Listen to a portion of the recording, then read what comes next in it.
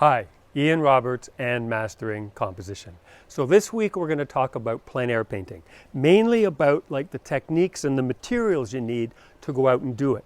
I've been doing this since I used to go with my dad when I was 11 years old.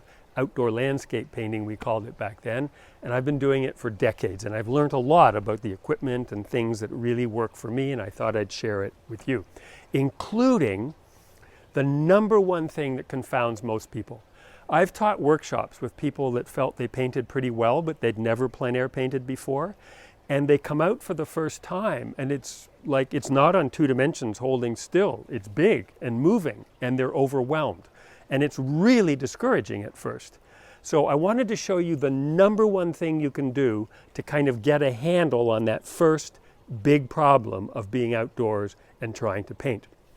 And then I wanted to go into like the easels I use, the panels I use, how I prepare them, how I carry them so they don't get smeared and dirty, paints, brushes, and so on like that. I'll give you a list of all the different things that I'm recommending. I'm not getting money for doing it. It's just I think they're good and I wanted to share it with you. I'm also going to show you how to sign your name on a painting at the end. And I'll just show you most of the things I've thought of the years I've been painting. There may be a fair number of cuts in the video because I have to sort of get different angles to show you things, so I hope it's not too jumpy. But let's start with that most important one. I'll see you at the end. So the number one thing to do when you go out there is to use a viewfinder.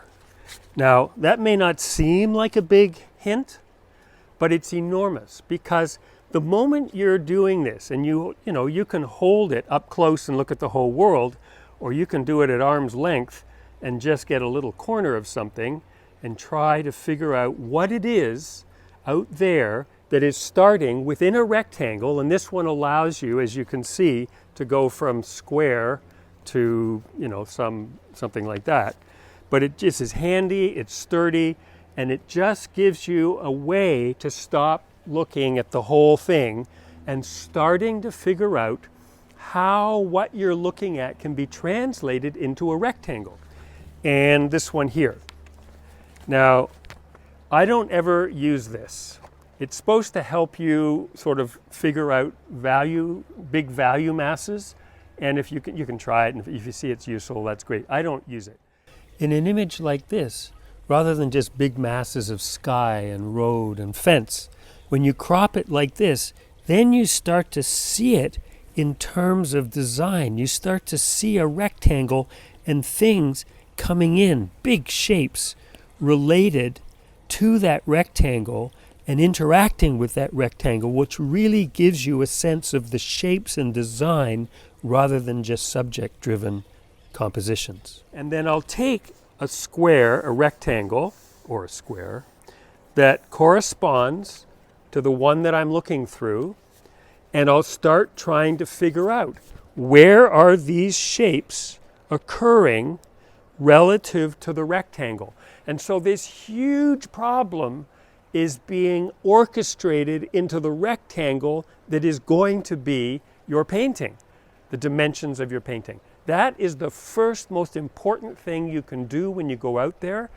And I would even say, if you haven't been out plein air painting, just go out with a sketchbook and a viewfinder and practice that for a whole morning or for a whole week or whatever, just so you start to get the idea of how you translate the world into a two-dimensional rectangle. Because otherwise, it just confounds. It's so complex.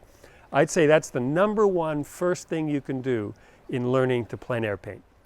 So let's look at panels. Now, I buy Raymar Belgian linen, Claessens linen panels. And they're a little on the pricey side, maybe around $8-10 each. So, if you're thinking, oh, that seems a little pricey to go out and I'm not really sure what my results, I'll show you what you can do at a cheaper way to do it. Raymar also makes a box that you can put your panels in. This holds 3, and I'm going to show you about toning canvases in a moment and why. So it holds 3, you bring it out, you put it on your easel, you finish it, you slide it back in, you can do 3 paintings and it keeps them from getting smushed and you come home safe. if that seems a little pricey, you can just get those cheap canvas boards that you get at the art store. And I'm going to show you now how you can put coats of acrylic gesso on that, such that it starts to smooth out all those bumps and becomes a much more, just a nicer surface to work on. Because I find these cheap panels terrible to work with because you spend so much time trying to fill in all the little holes. So I'll show you how you can smooth that out and make them really quite satisfactory, and for $2, you can go out and give it a try. The other thing is you can, of course, use stretched canvas. The only thing about a stretched canvas is if the sun is coming this way, it shines really bright through here. So you have to put a piece of cardboard over the back, tape it, or a very heavy paper, so the sun can't come through. Otherwise, it's very confounding to paint on. So let me show you those two things. First off, gessoing the canvas, and then toning the canvas, and why. If you're using one of those cheap panels, I've made it a little gray so you can see this coat going on. Just put 2 little bits of acrylic gesso on there, and then using an old credit card, or this is a airline that I don't use anymore, you just sort of wipe it on, smoothing it, and it creates a very smooth coat. And once you've sort of got it all on there, don't put on too much because it doesn't actually take all that much, and then you just start wiping it on the paper towel like that. And you just keep smoothing it till you just get go in there in corners and get those little bits. And then you just start pulling it off. And before you know it, you've got a really nice layer. And I usually put about 3 coats like that on those cheap panels if I'm using them. And there it is. Just doing it a couple of times in both directions, and it's a very smooth coat. Now, I do it different colors, but this one I sort of like. It's yellow ochre and ivory black. I just mix a little bit up there and put some mineral spirits in with it, make it sort of quite a loose, thin layer, get more mineral spirits like that. And then I just brush it on with a cheap brush. There's quite a bit of glare coming down from above on it, but it's just about as dark as you can see it in the bottom right. And I just get a layer over the whole thing, so there's no gaps. And you can use burnt sienna, you can make it warmer and cooler, but you'll see, it doesn't look anything like this when it's done. Then I take a paper towel and I just start wiping it back. And I just like to get a really off-white color, I guess you could say. So probably should be wearing gloves considering all the paint that's getting on my hands, but like 1 layer, 2 layer, and then this time, I've pretty much got it down to about, the value I want, and then there'll just be 1 more where I'll just kind of smooth it all out. And I'll show you in this Sorolla painting why you do it like this. So now I'll just wipe it to just smooth it out, and then just put it aside, and it's dry the next day, and when you paint on it, it just holds and it's there if you've toned it. So you can do any number of colors. I am not a big fan of overly toned canvases, but that's just sort of an off-white. So when you look at the Sorolla, for example, you can see that whole area in the bottom left and the bottom right, that's the toned canvas. It might actually just be sized linen that we're looking at. I don't actually know, but certainly he's painting on a toned canvas so that those little places, or those big places in this case, but if you're doing a painting, the little places where it pops through is not distracting the way a white canvas is. Each month I've created, for free, 4 videos themed around one idea. This month, looking at plein air, alla prima, and wet on wet. Next month, how edges can make or break your painting. As well, when you sign up for these themed videos, you will also get, for free, an overview of composition, 4 fundamental principles to create better paintings. You can click up there in the top right now, or you can go to ianroberts.com to sign up. Now, back to the video. If I'm traveling by air, and I'm going to be gone for a while and doing a lot of painting, I don't want to come home with I don't want to lug around 50 panels. It'll fill a whole suitcase. So what I do is I take 2 panels, I take sheets of canvas, primed canvas, and I tape them with masking tape onto the panel itself. And then when I get back to where I'm staying, I peel it off, put it in, put it on the floor, and then they just sort of keep growing and stacking up. And I could come home with 50 of those, just sandwiched between the two panels. And some of them I'll think, this is a nice one, I'm going to mount that on a panel and frame it, and that I'm going to sell. Some of them, I'm thinking, well, they weren't the best painting and they might never get glued to a panel. But that option is there, it's simple to do, and then you're just traveling and doing a lot of painting without a lot of weight. So let's look at easels first. Now, many of you may have seen French easels, and they're large, they're kind of cumbersome, they take a while to set up. And, some people stay with them because they're organic, they're made of wood and they work perfectly fine. I had a half French easel, and I used it for like years and years and years. But you imagine sticking that in a suitcase. One, it's heavy, and two, it pretty much fills your suitcase. So, about 18 years ago, a guy named Jim Wilcox, he's a painter up in, Montana or someplace, he developed the Soltek, and I've been using it ever since. I had two of them, one in France that I kept there each year for the workshops, and one here. But just look at this. They claim you can put it up in under 10 seconds, and I'd say that's pretty close to accurate, really. And there you go. Now I'll just have another shot of what's going on here. But one of the reasons I like it is most plein air easels, the smaller ones, you can only sort of put 12 by 16 canvases on.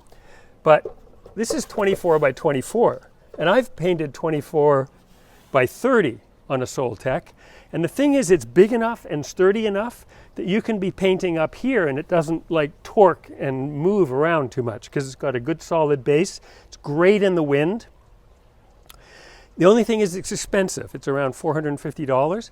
And currently it's not available because they've created a new one, redesigned it, and it should be coming out any time. They're saying, oh, the supply chain problems, but it should be coming out any time. This is my favorite easel. So both side panels open like this. You put your turps here. This is the palette. You can see you put the paint there. You can have your brushes here and your paint there.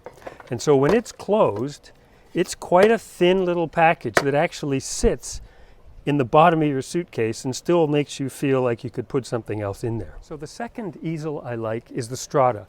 Now to use it, you need a good solid tripod. I use manfrotto because it's what photographers use and it's really good and solid. And I use a very solid head that only tilts this way. I don't like those taller ones with ball joints that you can move the easel any way you want because it makes it sort of feel shaky to me. And then you just stick it in there like that and it's locked in place. It's only got one thing to open. I mean, there's like no moving parts here. This is the mini. There's a larger one that's about this wide, but I have, and you can get this for the larger one as well, but I have two side panels. And so those side panels fit in there like that. And you'll see this one has the same material as this one. And this one fits in here like this.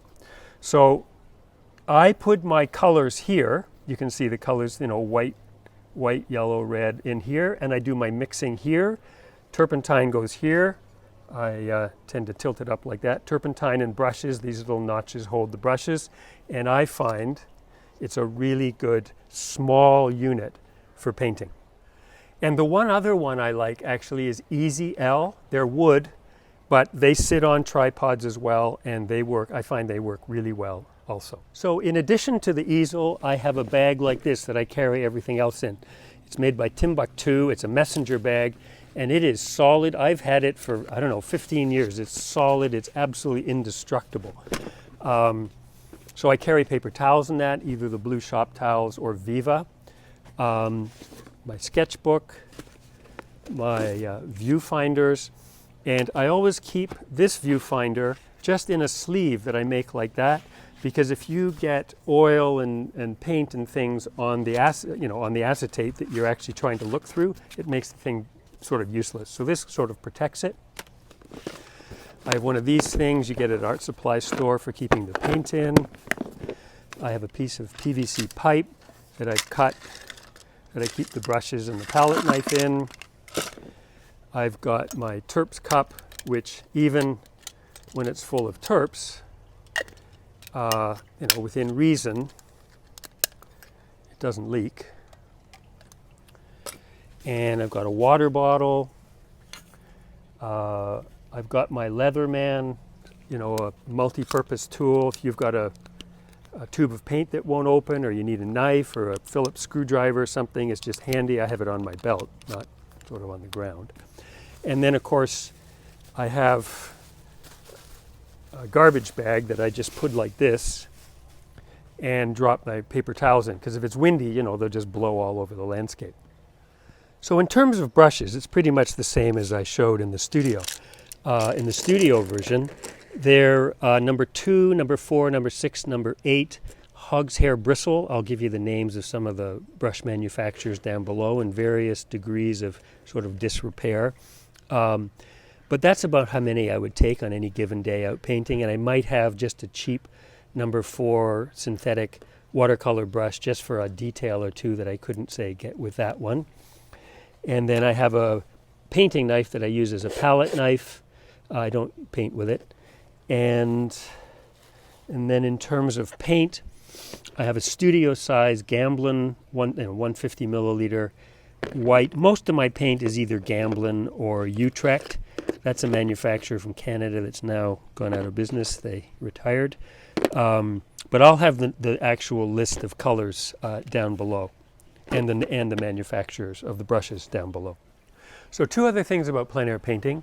When you're outdoors, if it's sunny in particular, you need a hat just to protect your head. But also what it does, this is the one I usually use, what it does is if you go out next time when it's sunny and you're just looking at the landscape and then you do this, you'll see how by eliminating all that light from up there, it allows you to see the colors more clearly. So I'll show you how I sign my name. I use a little tiny sort of 00 rigger, and I'm using a little liquid so it'll dry overnight and it'll be solid with some mineral spirits. And you won't see, I'll just show you in a second the color because now we're getting glare on it. But I just put it in like that, and I want a color that when it's finished just easily falls into the illusion of the painting and doesn't stand out. So I mentioned at the beginning that plein air painting was challenging, and you might say, well, why do I want the challenge? Well, there's 2 reasons. One is that when it's going well, you're out in the landscape, it's a beautiful place, the sun's shining, the birds are singing, and the painting you're putting together is kind of going well, make sure, you know, shape by shape by shape, and it's coming together. It's exhilarating. It's really a great feeling. So that's what propels people into plein air painting. But the other thing is when you're plein air painting, you're seeing real colors with the range and sophistication of your own eyes as opposed to a camera. And so you're understanding the color of shadows and you're understanding things that the camera can't understand. And so it's got 2 really primary elements of why you might want to do it. And I love it, I got to tell you. So I hope you found this useful. Please do like the video if you did. I hope you get a chance to paint this week. I will see you on Tuesday, and bye for now.